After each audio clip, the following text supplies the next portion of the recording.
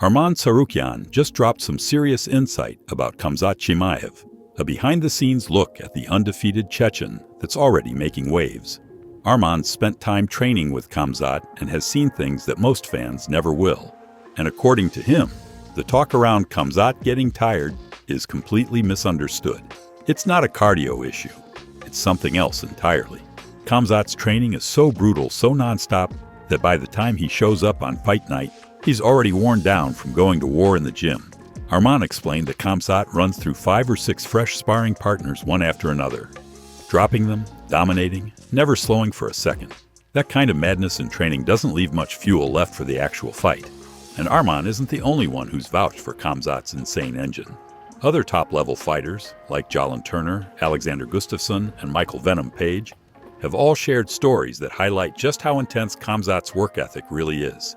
So when people say he fades in the cage, maybe what they're actually seeing is someone who already emptied the tank long before the lights came on. Arman also shared his thoughts on what comes next for Islam Makhachev, how long he sees Islam holding the belt, and what might happen if he captures gold in another division. Before we move further, don't forget to smash that subscribe button so you don't miss out on any of the biggest stories happening across MMA. Let's get into it. In his interview with Russian journalist Kamil Gadzhiev, Arman said, "I think Islam will become the champion and stay there defending the title. And after the weight cut at 170, he'll probably say, 'I'd rather not go back down,' and everyone will be fine with it. I think he'll defend the belt twice and then retire. Honestly, things at 170 are different now. I remember the Usman era. That was total domination. He maintained that weight, controlled everything, was the favorite in every fight. But then chaos began after he lost to Edwards, and the title's been constantly changing hands since. Now, if Kamzat were still at 170, no one would stand a chance against him. He's insanely good. And even at 185, I don't think anyone can truly compete with him. He's just on another level. I've trained with him.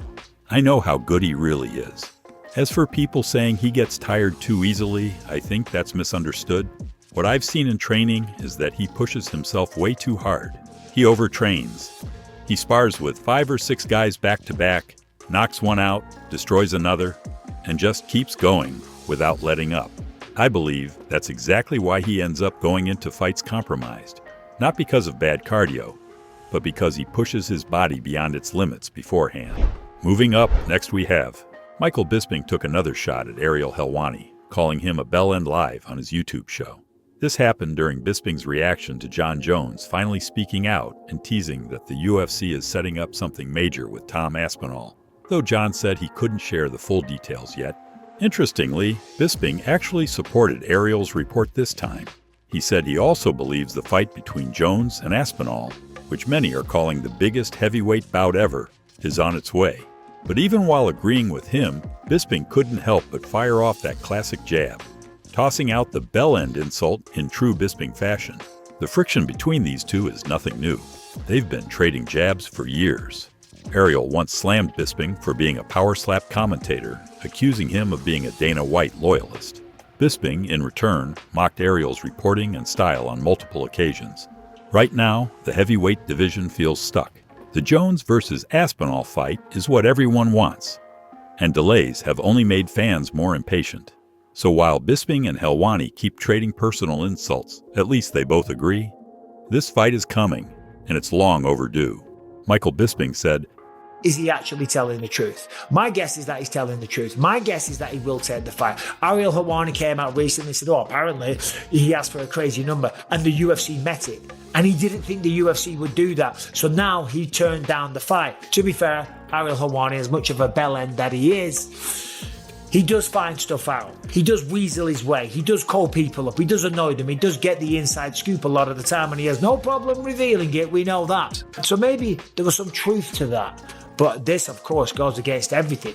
Now, this will be the biggest heavyweight fight that the UFC has ever seen. John Jones will probably get one of the biggest paydays the sport's ever seen.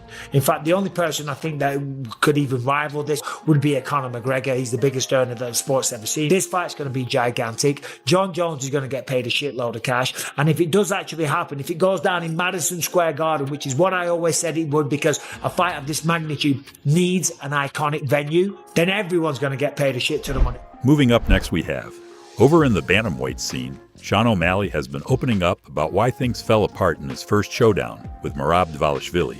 He admitted that confidence, or rather overconfidence, played a big role in the defeat. He underestimated just how relentless Merab would be, especially when he couldn't get the finish early. Sean also revealed that he wasn't 100% going into the bout. He had been dealing with an injury, but chose not to pull out. The reason? He didn't want to let the UFC down, especially with the fight being part of the historic Sphere card in Las Vegas. It was a moment he felt he had to be part of, injury or not. Now, as UFC 316 approaches, the rematch is gaining serious momentum. Merab stepping in for his second title defense, this time against the same man he took the belt from. This isn't just another fight. It's a full circle moment. For Sean, it's a shot at redemption, to prove that the loss doesn't define him. For Merab, it's about showing that he's the undisputed king of the division. The stakes couldn't be higher. This one could go down as one of the most pivotal bantamweight title fights the UFC has ever seen. Sean O'Malley said, I was proud of my performance considering how I felt going into the fight. And I don't want to have excuses like, it wasn't a great camp, but it was a good camp for what I was able to do. So, I don't want to say overconfident. I was underestimating Merab's skill. I know how good he is. I just believed in myself that much. So looking back on it, yeah, I probably shouldn't have accepted the fight. I tore my labrum, my hip, 10 weeks before the fight. 8 weeks before the fight, Hunter called me and said, hey, you got the Sphere.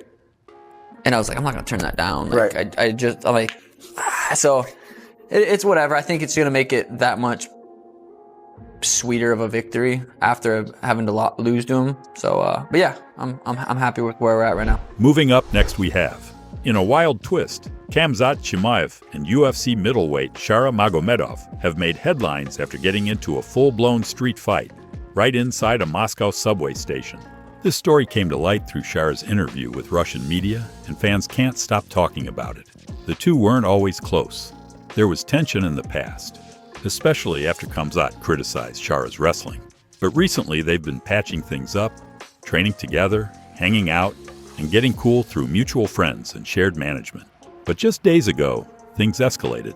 According to Shara, they were entering a metro station in Moscow when a confrontation started with 4 local guys. Apparently, the whole thing kicked off from a simple shoulder bump, and it didn't take long before fists were flying. Shara claims 2 of the guys were knocked out cold in the scuffle. He broke down the entire brawl in an interview with the Russian YouTube channel Usha Taika, and now it's all anyone in the Russian MMA scene is talking about.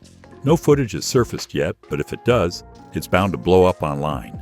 Knowing how dangerous both of these fighters are, just imagining them throwing down in public sounds like something out of a movie.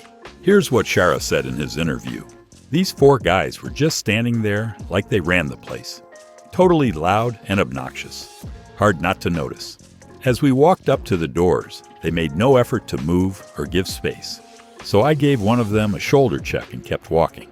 Then, we heard this whistle behind us like someone trying to get our attention. We turned around and one of them called out telling us to come over. So we did, just to see what he wanted. Right away, the attitude was off, rude and condescending. Then one of them grabbed my arm trying to pull me toward him and said something like, "Let's go outside. You'll see what happens." That's when we snapped. We both jumped in and the fight broke out. 2 of them got pretty much knocked out and the other 2 bolted. That wraps it up for today's MMA breakdown. If you enjoyed the video, give it a like and hit subscribe for more stories, fights, and updates from the world of combat sports.